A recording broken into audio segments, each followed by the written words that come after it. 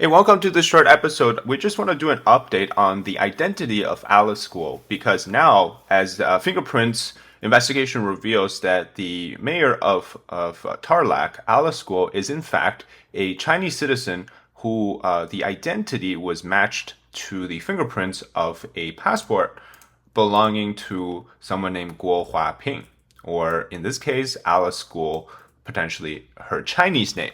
And she was a person that came as a student on, I believe this is, she was born in 1990 on August 31st, and she came from Fujian. So all of these information match to where she comes from. Remember in one of my previous video, I talked about her family name Guo is situated in Fujian. So all these information match.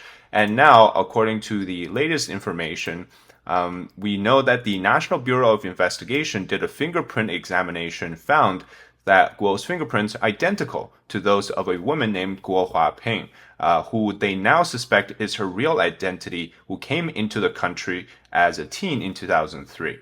So, based on these information, I think I've actually underestimated the severity of this particular case, given the fact that this almost seems to me like a case of a sleeper agent who basically you are sent overseas to a country. Obviously, now I'm not denying that there might be extensive ties for the Guo family to the Philippines. They might have lived here for generations. That's something that I cannot deny or know real facts of. Obviously, there are Chinese everywhere around the world that have established themselves, right? As sort of a local group after generations have settled. So there's obviously that part as well. But what is the real purpose of her coming to the Philippines at the age, now if she was born in 1990, so 2003 would have been at the age of 13, coming in for, was she immigrating here? And then the story between then and to when she became mayor is a very big mystery, because given the fact that we now know she has basically stolen the identity of somebody who potentially, no idea where this person is, right? The real Alice Guo. This is from Senator Risa Hontiveros. Basically, there's now more questions than ever before.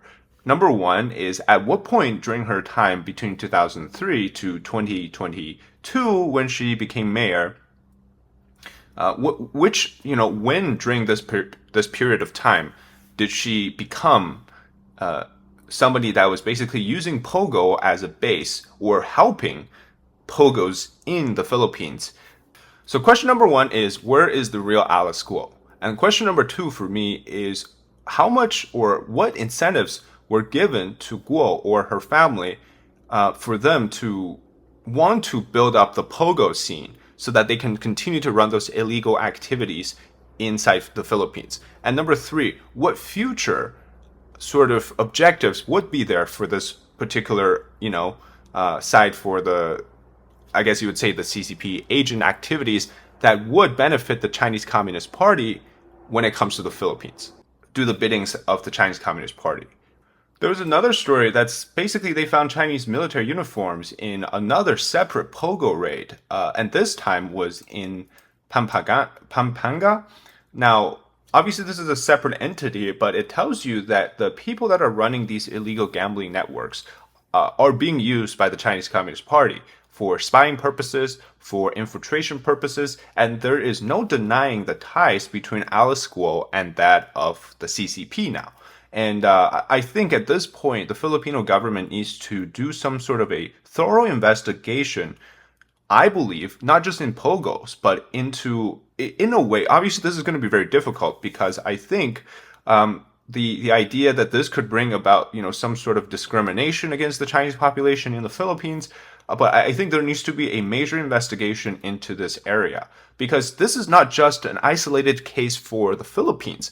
This is something that happens throughout Southeast Asia. This is happening in Thailand, Vietnam, Indonesia. This is happening in Singapore, right? In different forms. Obviously, in Singapore, it's more like the economic, the financial stuff. This is probably also happening just elsewhere that we're not aware of. And I'm not saying that they all started out tasked by the CCP to do this sort of stuff, But eventually, somewhere down the line, a mixture of money, a mixture of desire for influence, and the mixture of the Chinese operation known as the United Front turned them into an agent for the CCP. And if you really think about it, right, where exactly is the real Alice Guo? And how did this come about? What exactly was the process in which this person became, or I guess not became, but the identity of this person, Alice Guo, then became Guo Huaping. So I wonder what the story for that is. And I think if you really think about what's next to come, I think that there is now going to, obviously she can't be mayor anymore, but I think there needs to be like, I don't know how to put it this way. I think you need to be able to show the Filipino people that while not all Chinese people are bad, those that have been basically co-opted to do this are doing so behind certain laws or certain measures that's in place that allows them to do this, right? You wouldn't have this happen if the laws didn't allow them to. So I think maybe the idea of POGO, or specifically against, Chinese-run POGOs, that's obviously the reality, right? The CCP, they've corrupted people, and so everywhere the Chinese people go, they're bringing all of the bad stuff with them. And so I think this, again, it's not an emphasis on driving the Chinese population out of the Philippines, but it is one where you need to examine carefully what systematic changes can happen so that things like this doesn't happen again. And if you really think about it, a lot of times the very people that they're screwing over with these illegal POGOs are the people from China that are trying to seek a better life in a different country. So with this particular one that they raided in Tarlac, there were a huge amounts of illegal activities going on, such as human trafficking, such as hacking into government networks. And so the very people that they're screwing over isn't just the people in the Philippines. It's the Chinese nationals who are forced to work for them. In many cases, even, forced to, right? So they're being trafficked to do this. And also, if you really think about the cases that are happening, that's happening around other parts of Southeast Asia, in Myanmar, northern Myanmar, a lot of the people from China were basically fooled into going to northern Myanmar in this like casino hub, and they're being treated, like the girls, they have to, do things, and the men work as scammers, right? So it's a relationship of the Chinese people screwing over Chinese people because of how materialistic things have become. And so I really don't doubt that a lot of what's happening in this particular case has to do with the lure of money from China. Because again, I'll emphasize this, right? The CCP doesn't need them to do a lot. They just need them to have a certain amount of influence in the grassroots level, in this case as a mayor of a town, to stabilize first, right? And then they can grow their influence, the impact over time. But it's like once you get into the system, that's when things start to go south. And so, for example, in the United States, there are many Chinese organizations or associations that have extensive ties to China. The chairman of those organizations have yearly trips back to China. The same thing happens in the Philippines as well. And what the CCP really wants to do is to expand their global reach through these organizations that eventually they will have impact on the grassroots level. If you really remember the case of Fang Fang, remember there was a case of Christine Fang, this woman who was very well known within the Californian political circle. She was seen pictured with, councilmen, with mayoral candidates, with people that are up and coming, right?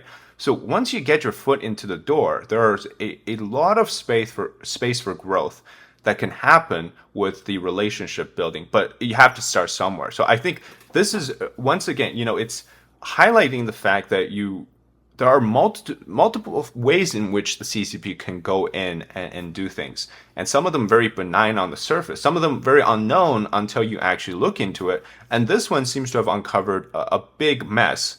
And I think it's time for the Philippines to really reflect on what their laws are when it comes to, these type of illegal activities. Another aspect, if you really think about this, is while I think this might work less in the Philippines, but it works a lot better in Western countries, is, for example, right, the current clash between the Philippines, Coast Guards and the Chinese Coast Guards. Now, the public opinion in the Philippines is obviously, the aggressive Coast Guards from China. They're ramming the ships. They're using all sorts of weapons. But what if you were in a country that has a open public opinion in the sense that there's varying different sorts of aspects, right? In the US China relationship, if they were trying to do something, all these different sorts of Chinese groups or these organizations start to voice their opinions against what's happening, right? They call it's racist, or they say that it's anti-Asian, it's Asian hate or something. So when the time comes, these organizations have a huge role to play for the CCP. One of them is to basically confuse and to change the perception in the public space about a certain issue when it comes to China. And so when you have somebody in power, it's much easier to do that. So like